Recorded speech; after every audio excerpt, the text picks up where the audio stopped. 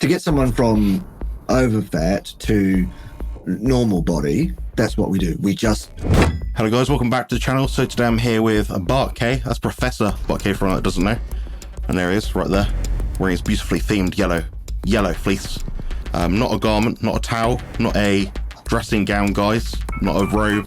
Anyway, we're going to be talking today about fat loss plateaus, how to get past them, different contexts for all the viewers out there that are wondering, you know, what do I do from like this, want to get to that, or like this, want to get to that. So today we're going to invent a fictional character.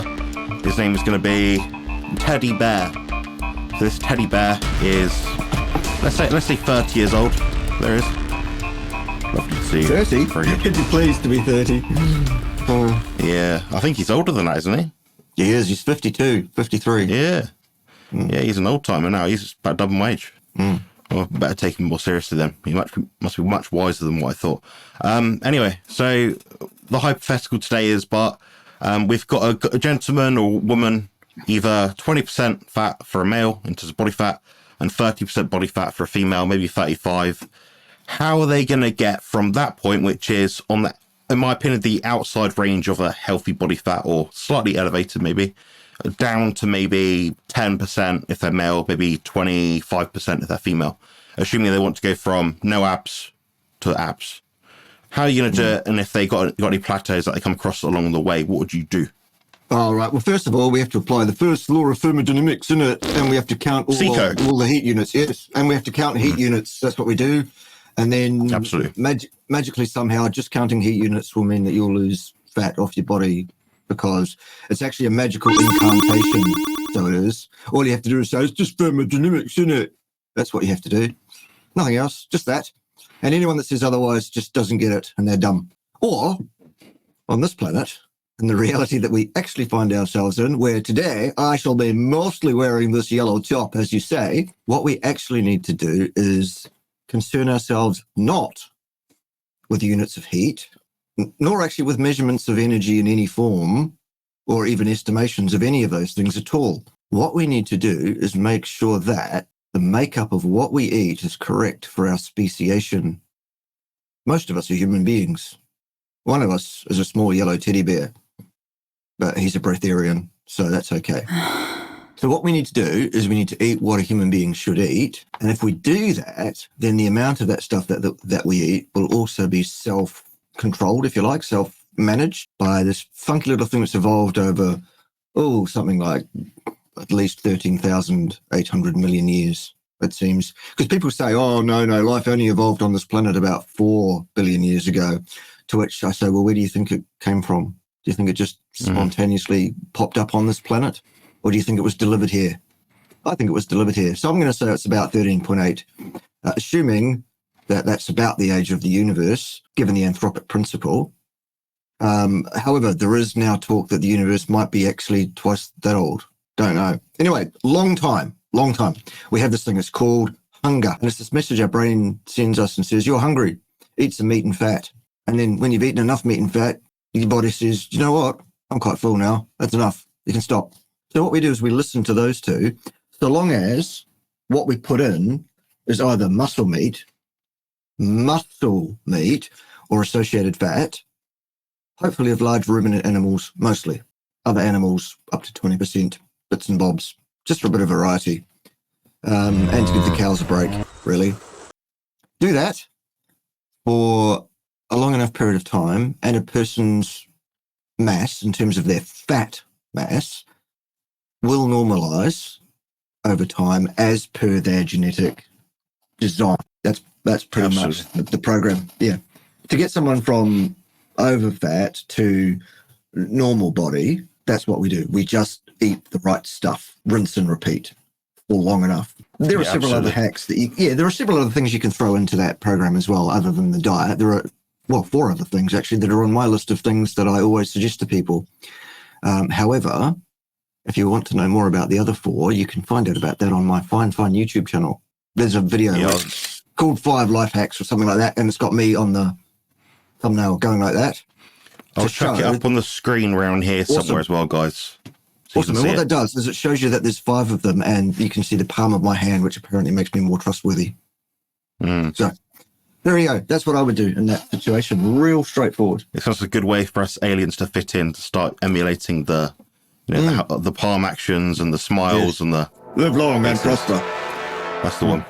Yeah, I'd completely agree. I think, largely speaking, the average person that comes to a carnivorous diet, if they just eat to satiety, the meat and animal fat, they'll get to the end point that they want, which will be a lean, healthy body fat.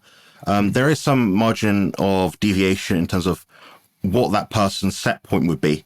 So for me, my set point is probably realistically about 15%, where I've just about got faint abs, but I'm not shredded. That's my set point where I train best, feel best, my hormones best, sleeps best, all that sort of luck. Now there's other people, the other end of the spectrum, where they're very lean and they maintain leanness and their hormones are fine, they feel great, end of story. They're eating satiety, they're not starving themselves, they're not doing a Thomas DeLauer using certain substances to maintain leanness, which is very obvious at this point to me, as someone that's seen it all, been there, done that. Now, there's going to be obviously a subset of people that will have food addiction, in which case I would highly recommend subscribing and looking at Bart Kay's partner's channel, which is Pim Johnson. And it's, what is the channel name again? It's called Food Freedom. Food Freedom, yes, because she keeps changing it every year or so. Yes, that's one of those things. Food Freedom. Pim Johnson, Pimjanson, as in Swedish Johnson. It's Johnson with an A. So don't look for Pam Johnson. You won't find her. Her name's not Pam Johnson. It's Pim with an I, Pim Johnson with an A, Janson, and you'll find her. She's awesome. Most of the time. Sometimes she's not so awesome. She's pretty cool. Yeah, that's for another day. I think you guys are pretty cool. It's just a shame you're the other side of the planet, which is a bit annoying. And I can't travel that I physically cannot travel that far, and certain things are happening at the moment which prevent you from coming over here. Plus, the interest in you coming over here would probably be quite slim. Given the certain genders going on right now. But anyway, that's a topic for another day. But yeah, I do come across a lot of people with food addiction issues, carbohydrate addiction, ultra processed food addiction. You know, it seems very obvious to me that some people will just have to deal with that. But I think a lot of the time, not always, but it can be due to themselves. So what most people do that I work with, I'll say, you know, you want to go strict carnivore, you want to get all these benefits. Right, this is the best practice. It's the best thing you can possibly do right now to achieve a goal, and it's going to be largely what you've just said. Introducing Beef Up Carnivore Bodybuilding Bible. The ultimate guide for men and women to lose fat and build muscle. And the best part, it's only $12. Don't miss out on the most detailed resource available. Get a copy now at compositionconsultant.com. The issue is they'll keep these things in the cupboard. This almond flour, these sweeteners, these erythritol, whatever you want to call it. And they'll start baking these keto goodies and things like that. And I think that is a distraction, and it prevents you from getting your goal. And I see this time and time again, people start baking all these massive amounts of food. And whenever it says keto on it, it means basically, I'm going to destroy your gut microbiome, whether you like it or not. And I'm going to put loads of ingredients in here which don't serve you at all. Probably a bit better than eating a Mars bar, but it keeps that sweet taste. We know what happens with the sweet taste, the insulin secretion, and that addictive behavior, which just seems to come across all the time. Which is pretty funny, because we do see the Maasai and, tribes people going absolutely off their nut when they have honey and fruit and stuff. They enjoy it because it's addictive. That's the way it is, where sugar is addictive in its default form, I guess. So check out my site at compositionconsultant.com, where your journey to peak performance and optimal health begins. With a degree in human nutrition and over 15 years of training experience, I've guided more than 400 carnivores to not just meet, but exceed their physique and performance goals. Through personalised consultations, comprehensive ebooks and dedicated coaching, I'm here to ensure your success. Join the ranks of those who have transformed their lives. It's time to align your physique goals with positive health outcomes. Yeah, we've kind of covered the getting from over fat to in a reasonable shape, leanish. Now, let's take the average person that is, say, an athlete. Maybe they're, maybe their name's Bartholomew Kaysen, for example. I don't know. And now they're at 10% body fat. Jesus, that'd be great. They're looking pretty awesome. well. That'd be awesome. They're looking pretty well. Yeah, they're having a splendid time. They're on the carnivore diet. They're doing well. Their protein is, reasonable. Their fat's reasonable. They're not doing consecutive weeks of protein-sparing modified fasts, all that sort of thing. They're at a steady state. They're maintaining abs, about 10% body fat. Now, how is that person? Now, I understand this is not a health-implicated approach. It's not something you deliberately do for any reason other than bodybuilding physique competition. How are they going to get from 10% body fat with abs to shredded out their mind, veins all over their ass, and wigglies all over their head? Right. So how are they going to do? How do you think they're going to do that?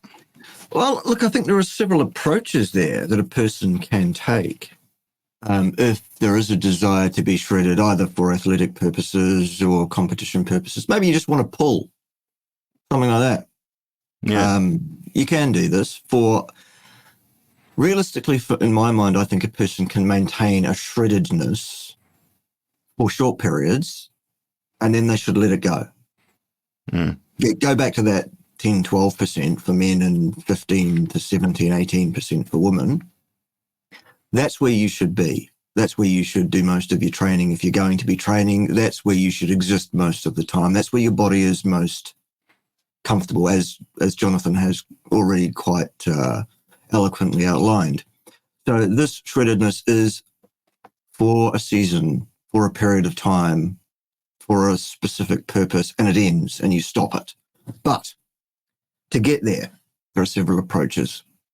The first approach is to count all your heat units and use more of them. Still doesn't work. But it's still absolute nonsense. Rubbish. Well, so you read the labels in the shop on the packages.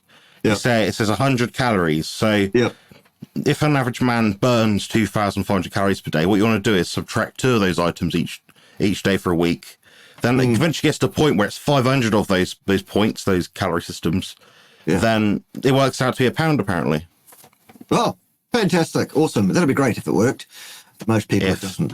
Yeah, for most people, at most times, it's not going to work because, well, the reasons why calories in, calories out is absolute, utter nonsense, hogwash and rubbish. I think I've covered more than enough depth already on my Fine YouTube channel. There's a playlist called CICO is Nonsense or something very similar to that. You can watch all of those videos to your heart's content and giggle away with me, because once you've seen 2 or 3 of them, you'll understand and you'll get how nobody else seems to for some reason. Anyway, so don't count anything. That's the first thing. No counting, no singing, and no counting, apparently, are the rules. Here's what I did once to get relatively shredded. I never got shredded, but I got, to the point where you could clearly see abs on me and stuffs like that. And it was quite impressive. I did 2 weeks of priming, which I'll explain in a minute. And I followed that 2 weeks of priming with about, 3 months minus 2 weeks of intermittent fasting, which I'll also explain in a minute. So there's 2 bits. There's the first bit as to, what is this priming? And the second bit is, well, what's this intermittent fasting? Right, so priming is this. Instead of my normal 1 meal a day, I ate 3 meals a day, plus snacks in between. Instead of eating until I was full and felt like I had enough food in me, I actually packed in as much food as I could possibly get in. I was full up to rifting. To gunnels, I was full up. I was. And it was horrible. And it was unpleasant. And by the end of 2 weeks of doing that, I felt like, if I never see food again in my entire life, that'll be just fine, thanks. Obviously, that's not how things really are, but that's how it felt. It was like, wow, this was a struggle. This was really quite punitive to do. To give you an idea of that, for those of you who are still stuck in the heat units mentality, we're talking about me having so-called consumed, which is physically impossible, by the way, but having consumed something like 6,000 to 6,500 of these K heat units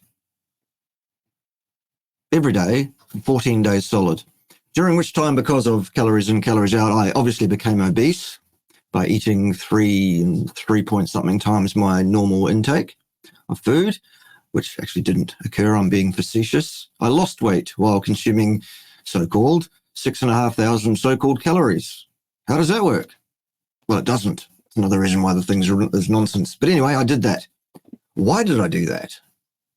Why on God's green earth did I do that? Well, I did that because what that does is it makes damn sure that your body has everything it needs going forward to be a happy chappy, or a happy chappy-ette, if you're a happy chappy-ette. Yes, it gives you everything you need in spades, on hand, in your body, ready to go. So there are no deficiencies. It's highly anti-inflammatory to do this. And inflammation is one of those things that can interfere with your body composition, can wreck your gains, it can make you soft, it can cause you to hold fat and water that you don't need and make you look puffy and whatever else and hide your abs and stuff. So, yeah, I ate until I was stupid. So that didn't take long. 2 weeks it was, and then I was stupid and full of stuff and things and lighter than I was before I started doing it. Don't forget that. And then I did the rest of 3 months, 90 days it was actually, to be exact, where it was intermittent fasting. And now a lot of people think of intermittent fasting as just eating once a day, having a window. That's intermittent fasting, they say. Rubbish. That's not intermittent fasting. That's just not eating for most of a day. A normal diet, which most people should probably be doing, roughly. Right, exactly. Right. So to me, intermittent fasting is like periods of fasting that last, 72 hours for me is when fasting is occurring. Up until then, it's just not eating in my mind. The reason that I have that particular distinction is because is it the glycogen aspect? Well, the benefits of fasting, the draining of glycogen that is causing you to hold weight. It's the autophagy thing. It's the immune system reset thing. It's all of those things. They all kick in around about that stage, really. But you don't just go straight to doing 3-day fasts. I did a week of rolling 24s. Eat one day, not the next. Eat one day, not the next. Then there was a week of eat one day, don't eat 2 days, eat one day, 2 days. So that was over a week, but that was the theory. And then the rest of it was just like the 72-hour fasts followed by 72 hours of refeeding to satiety without pushing any food in. Priming's done now. We don't have to push food in. We just eat till we feel full. And at the end of that 90 days, whereas when I started that, I had bloat. I had the classic dad bod shape with the apple, the round guts. I'm still on pipe cleaners these days because I'm not as active as I was. I don't train the way I used to when I was a much younger man. I'm literally stood on pipe cleaners. It's quite comical. It really is. And I had this round gut. And the upper body development is what it is. It's what you can see on the camera right now. That didn't change. But what happened over the 90 days is that round gut, that distension, that disappeared completely. And I took up a normal upper body shape, normal for a much younger man. And you could see abs very, very clearly. I can show you photos of that if you want to see them. And that's what happened. And here's the good thing about all of that. Not a jot of exercise was involved. Yeah, exercise is a small margin of what you can achieve. I mean, if you want to be heavily muscled, you'll have to implement that as well. But say someone is like, okay, I want to, drop a pound in a week. What's the best way to do it? Alter your diet 80% or increase your training by 80%. The diet is probably 80 to 90% of that lever in terms of fat loss. I've noticed at least. So it makes sense. Yeah. Yeah. The other problem with exercise that I find is that people inherently overtrain. Absolutely. At whatever your level is athletically, you will tend to overtrain at your level, which actually is not helpful. More is not better.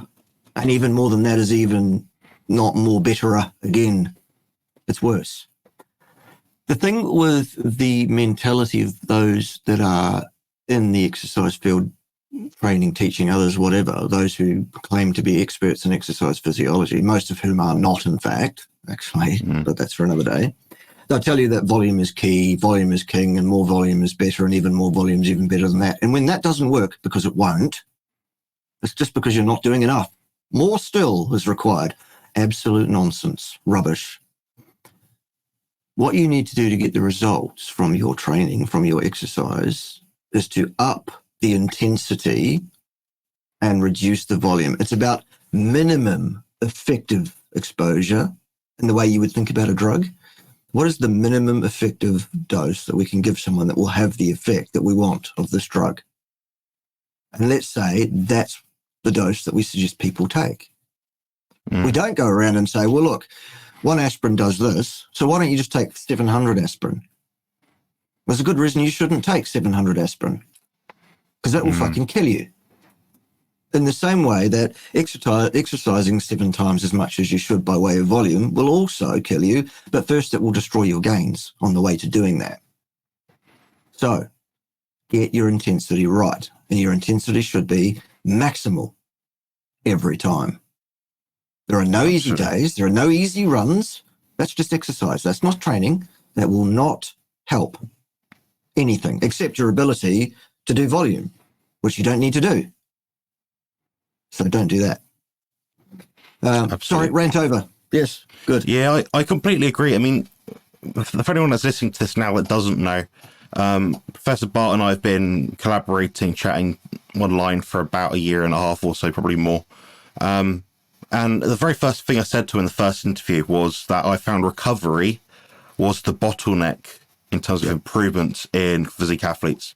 I've noticed this every single time. It's always, I can't sleep well, which will then impact diet, which will impact, your ability to adhere to a sensible diet, then impact your strength. If you wake up the next day and your grip's weak, you wake up, you think, I've just got no go. I'm going to have a coffee. Well, that coffee is then going to stimulate AMPK, which is then going to increase the cortisol and all that sort of stuff downstream, yada, yada, yada. And you're not going to sleep as well, therefore you're not going to recover. So you're just getting back to square one over and over again. So what was actually interesting... Try and take the coffee off Ted. He'll get cross. Absolutely not. No, I like a bit of coffee sometimes. But yeah. And what I actually noticed was my recent contest prep. There's one point, Bart, where I was training over, I think it was maybe a 2 to 3 week span, where I think it's 2 week spans, 14 days. I only trained 3 times. As in, I went to the gym. In terms of everything I was doing, that was physical activity, resistance training, whatever, was 3 training sessions. And during those 3 training sessions across that 2 week span, I actually improved the most. And you can see that in the evidence between I believe it's the 2 week out photos and the 5 week out photos. The improvements were the most drastic. My sleep improved, my inflammation dropped.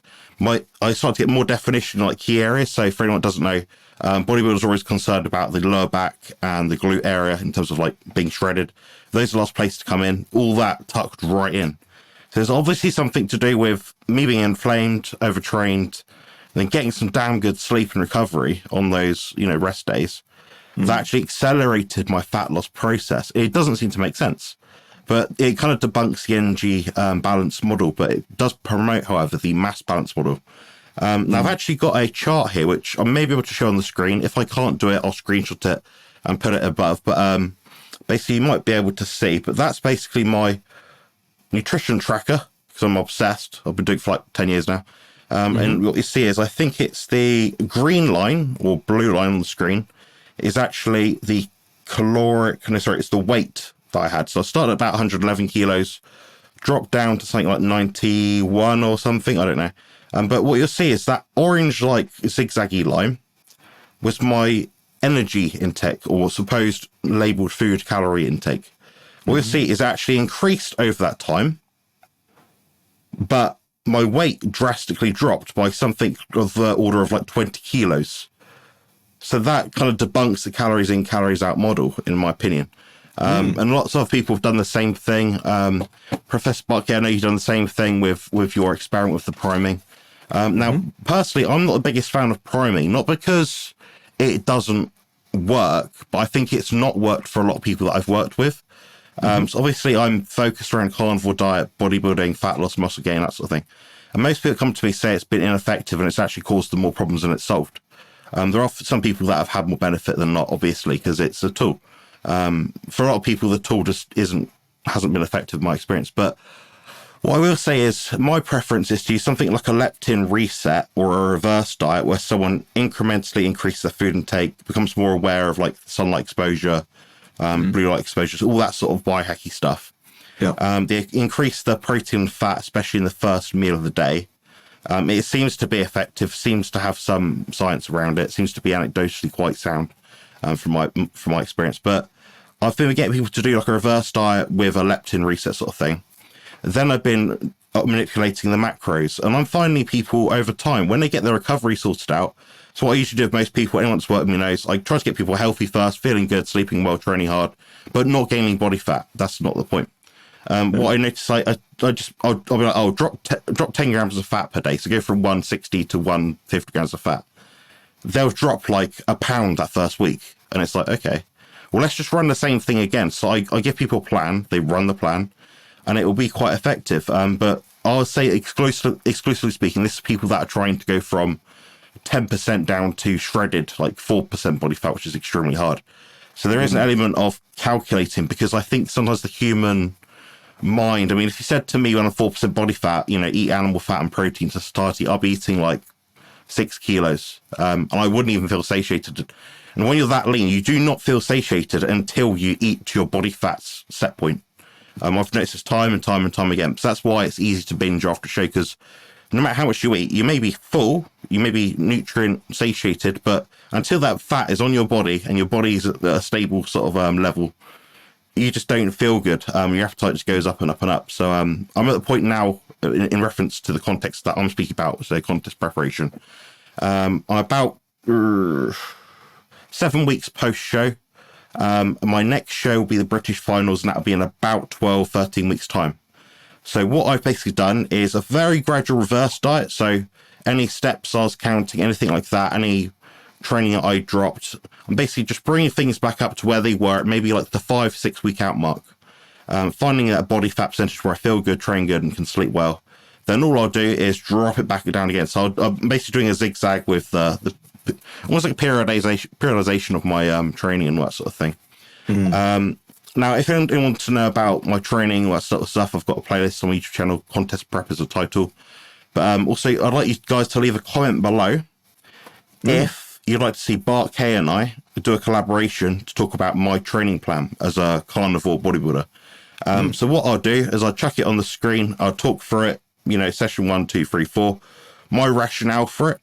Then I'll obviously ask Professor Bart Kay for his experience and opinion on it. Anything I could fine tune or optimize. And if he thinks it's good, great. If he thinks it's not good, also great. It means I've learned something. So that'll be useful for you guys to sort of work out what I'm doing, because a lot of people ask what I do, but some of the input that Bart Kay will give you some context, give you some extra additional valuable information, which you can use to sort of tailor your training plan. So he'll give you some keynotes and thoughts, which I'm sure will be really, really helpful. Now, I'd say, largely speaking, dropping body fat for me has been very difficult when you're limited in the amount of output you can do. So, Bart, I know you're more of a fan of like manipulating diet more so than, like cardio or training or volume, that sort of thing. At what point would you say to someone in their contest preparation or whatever they're trying to do, don't drop the food intake any lower? What markers would you look out for? Is there certain objectives or blood tests or something you'd look at and think, that's the point? Okay, you can't drop your food anymore. You have to increase your step count. You have to do something else. What would that be? Right. Eat less and move more? At what point would I suggest that? Mantra. Right. At what point would I suggest that to a person? Not at any stage. Yeah. So how would someone get leaner? Say for example, me, my off season was 350 protein, 350 fat or more, something like that. Now, say I dieted down and say my protein was 350 protein and 120 fat. My body's not dropping any more body fat. My body's slowed down. I'm not sleeping well. I'm hungry as fuck. What would you do? Well, for the most part, the most important aspect in terms of what your body composition will do in the next period of time depends very much on what the balance of various hormones are and your inflammasome, what's that doing and whatever else. These imbeciles, these buff heads who say it's all about how much energy you take in and how much energy you spend, CICO, or, any variation on that, they are missing the entire point.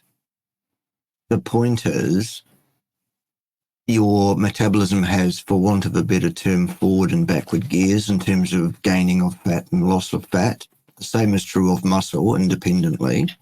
The same is true of your water balance, somewhat independently. The way to get your body to change shape from what it is to some other shape is to pull the right levers hormonally, inflammasome-wise, etc., to get it to dump off any extra fluid it's holding for inflammatory purpose, to dump off any stored layer of subcutaneous fat that is there because of inflammation and not because of how many heat units you consumed, and to do the right things by yourself that way. Also, we need to look at your recovery with respect to your training. Do you have sufficient and effective recovery? Because at the end of the day, getting better from training is what happens when you recover from the training. Nobody ever walked out of a gym fitter than they walked into the gym that day. That doesn't happen, does it? No. What happens in the gym is you tear your body down a bit. You damage yourself mildly, moderately. Now you need to have your body recover from that, repair itself better and stronger than it was before, so that next time you go to the gym and do that same thing, it's not such a stress on your body, by the way, which means you then need to change your program to keep your body guessing, all right? So those are the things I'm always focused on. In terms of your food intakes, the things that I'm invariably focused on is the makeup of your food correct for any given human being? In other words, is your protein intake roughly 2 grams per kilo of lean mass? Plus or minus, individual difference, sure, a little bit. But is it somewhere in there? Too much protein, gluconeogenesis, inflammation, fat storage. Too little protein, no raw materials to build muscle with, stall, fat instead. Too much fat, same deal, you're going to store it. Not enough fat, you're not going to have the energy to do the training. So let's get that right first. 2 grams of protein, and the rest of your intakes is fat to satiety. And your satiety will change day by day based on your expenditure, your training, your activities of daily living, your stress levels, all sorts of stuffs. So rather than telling a person eat less volume of food, first of all, I'm looking at how it's made up. Now, we might find that they're eating too much food by getting a recall on, okay, well, how much food are you eating? What are you eating? How's that made up? Oh, right, that's too much food. Oh, but I'm hungry. Well, why is that? Okay, so we go through that way rather than the first level of control is how much food you're eating, because it isn't. It's about what your body is doing. And the signs that we'll look at for, a problem would be signs of inflammation. That's a dead giveaway. Now, also, I'm sure you won't mind me saying, Jonathan, before we started recording, you showed me some bloods that you had taken recently where there was some signs of inflammation, right? So that doesn't mean you're chronically doing the wrong thing, though, because you told me that those tests were taken just after you did a comp. So right after you've just finished a comp, your body's not going to be in the best shape, because to get competition ready for bodybuilding, you basically have to put yourself into a very stressed situation, which is one of the reasons why I don't think it's a great sport. Hey, all power to you. I largely agree. I'm just nuts. That's my justification. And that's what you say, Bart, isn't it? You say, anyone that does this is absolutely off their mind. I'm like, I personally wouldn't do it. I just give people a way to reasonably do it somewhat in a safe manner. don't try to emulate me, which is when people ask what I do, I'm like, what I do is different to what you do and what you need. You know, so it's always a case by case basis. If anyone's like listening to this at this point, they're wondering, this doesn't answer any questions to me. Book a consultation with Bart Kay, book a consultation with me. We'll find a bottleneck somewhere in what you're doing with no issues at all. We've done this a lot of times. But yeah, sorry, Karen.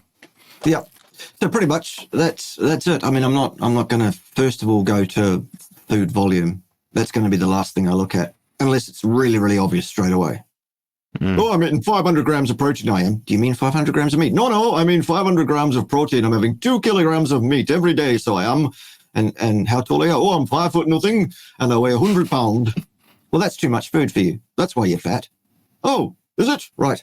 I mean, those kind of things are easy. For the most part, though, most people are not that straightforward. It's not that obvious. It doesn't smack you straight in the face. That's why you haven't worked it out for yourself yet. Yeah, we have to chat to you guys. The amount of times I sat in consultation with someone, they're like, how much meat do you eat a day? And they'll say, oh, a pound or two. Well, that gives a massive margin of error. That's twofold more food. Right, one day you're eating 2 pounds. Was it one? Yeah, it doesn't tell me much. So really, we need to work out 50, 100 gram sort of increments, really, just to be quite sure. Also, is it cooked or is it raw? I know you give can you explain quickly the meat portion that you recommend? Yes, say a 100 kilo man, 10% body fat roughly. Right. So a 100 kilo person who is 10% body mass, 10% body fat is ostensibly, basically, pretty much, you could call that person a lean individual, and you could use their actual body mass. By the same token, someone that has a huge amount of hypertrophy and has a lot of muscle, you wouldn't use their ideal weight based on a BMI. You'd use their actual weight. Because it becomes scrawny. Right. Exactly. So, basically at the end of the day, what I'm suggesting to a person is roughly 2 grams of protein per kilo of lean mass, ideal mass or actual mass, if you are already pretty much lean. That will give you the number. So a 100 kilogram person with basically no body fat to speak of at 10%. Okay, 100 kilograms.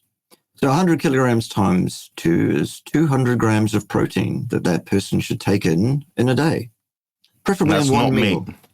That's not meat, guys. Meat weight. Not meat. That's not the meat weight. No, that's the protein weight. To get 200 grams of protein from raw meat, doesn't mean you have to eat it raw, but I'm saying raw because it weighs differently when you cook it, for God's sake. Yeah. When it's raw, the weight of that will be roughly 4 times the 200. It'll be about 800 grams of meat, raw, which you can then cook to your heart's content, even well done if you like, and no, that won't destroy all the nutrients and leave you deficient in vitamin C or any fucking thing else. All right? Or you can eat it raw if you want to do that too. It's your funeral. You do you. I don't like raw meat personally. I think it's fucking horrible, but you do what you want. But anyway, that's how you work out how much it is.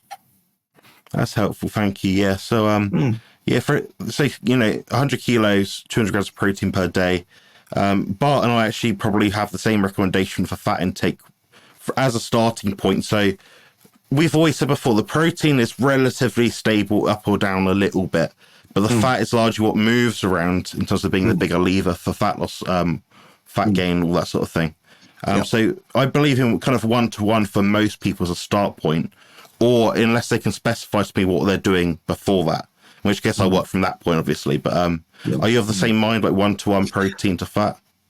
I generally tend to avoid even applying a ratio or it should be this because it doesn't say what the individual amount is. That's right. It changes up and down for a person, any given person, day by day, based on what the needs are. So what I say to a person is get your protein right, because that doesn't move much. So 2 grams per kilo of lean mass. Then the rest of your intake is fat, either that which is already associated with that meat or additional if you need additional, but you stop eating when you feel full.